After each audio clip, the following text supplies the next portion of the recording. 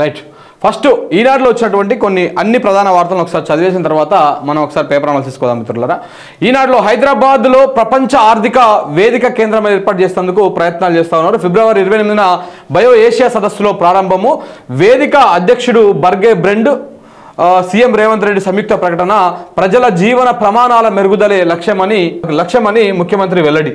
So biodiversity, ఓవైపు బయోడైవర్సిటీని దాన్ని విధ్వంసం చేసే విధంగా ప్రయత్నాలు చేస్తూ ఉంటాడు, మరోవైపు ఏమో ఇక్కడ ఈ రకమైనటువంటి కార్యక్రమాలు ప్రపంచ ఆర్థికవేత్త కేంద్రం ఏర్పాటు చేసేందుకు కూడా ప్రయత్నాలు చేస్తూ ఉన్నాడు. చూద్దాం, దాని గురించి కూడా మాట్లాడుకుందాం. ఇక స్టార్టప్ ర్యాంకుల్లో 2వ కేటగిరీలో తెలంగాణ.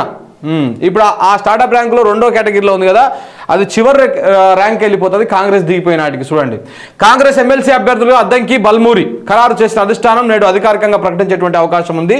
రేపటికి లాస్ట్ డేట్ కాబట్టి ఇవాళ ప్రకటించేటువంటి అవకాశం ఉంది. నేడు జలశక్తి కీలక భేటీ. పన్నుల్లో ప్రతి రూపాయి ప్రజా సంక్షేమానికే. గతంలో పన్నుల విధానం అర్థమయ్యేది కాదు, ఇప్పుడు జిఎస్టీతో ఈ వ్యవస్థ సులభతరమైంది.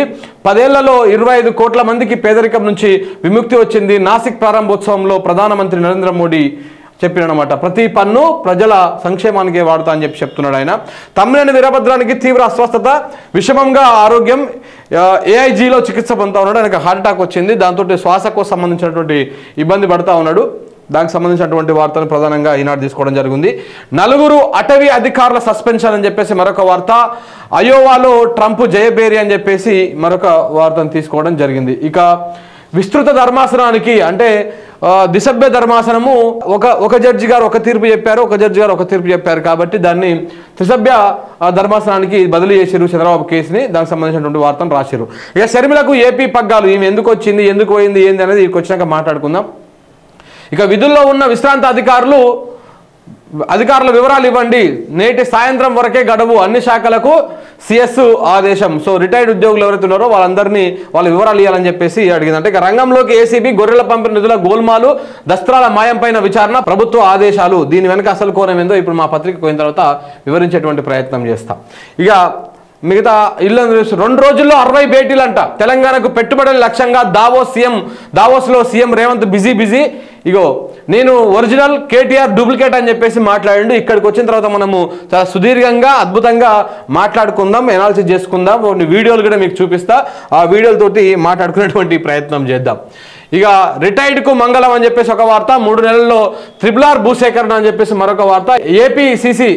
ఏపీసీసీ అధ్యక్షురాలుగా వైఎస్ షర్మిల అని చెప్పేసి ఒక వార్తను ఆంధ్రజ్యోతి ప్రధానంగా తీసుకుంది. వెంటిలేటర్ పైన తమ్మినేని వీరభద్రం అని చెప్పేసి మరొక వార్త. ఎగిరే పతంగం తెగే ప్రాణం అని చెప్పేసి ఈ పతంగాల ఏదైతే కైట్స్ ఎగరేస్తా ఉన్నారో దాంతో ఈ చైనా మాంజాతో చాలా వరకు ఒక ఆర్మీ ఉద్యోగుడు చనిపోవడం జరిగింది. ఆ చైనా అది గొంతుకు పట్టుకొని కూల్గా కబ్జా పెట్టారని మరొక వార్త రాశారు.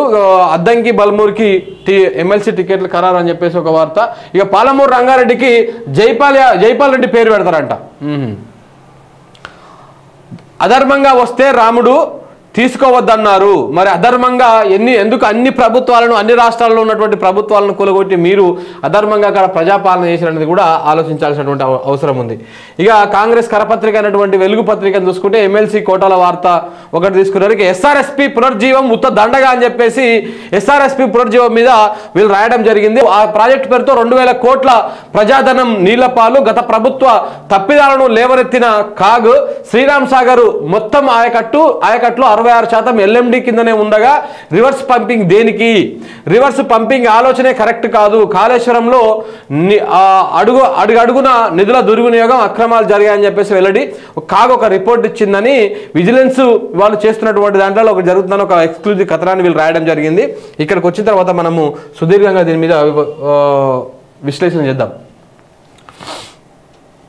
రిటైర్డ్ ఆఫీసర్లు ఇంకెందుకున్నారు అని చెప్పేసి ఒక వార్త. దేశంలో పేదరికం తగ్గుతున్నదని చెప్పేసి మరో వార్త. మోడీ గారు చేసినటువంటి కామెడీ అది. సో ఏసీబీ చేతికి గొర్రెల స్కాము, విచారణకు రాలేనని చెప్పేసి కవిత ఈడీ నోటీసులకు రిప్లై ఇచ్చినటువంటి వార్త. ఏపీ కాంగ్రెస్ చీఫ్గా షర్మిల అని చెప్పేసి మరో వార్త. ఇది ఇవాళ అన్ని పత్రికలు వచ్చినటువంటి ప్రధాన వార్తలు.